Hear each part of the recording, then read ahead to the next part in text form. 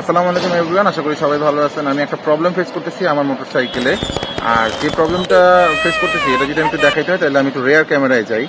তো প্রথমে যদি আমি আসলে বাইকটার সাথে পরিচয় করাই দিই একটু, আমার বাইকের মডেল হচ্ছে লিফান কেপিএস মডেলের। এই বাইকটা আমি গত 1.5 বছর যাবত ব্যবহার করতেছি।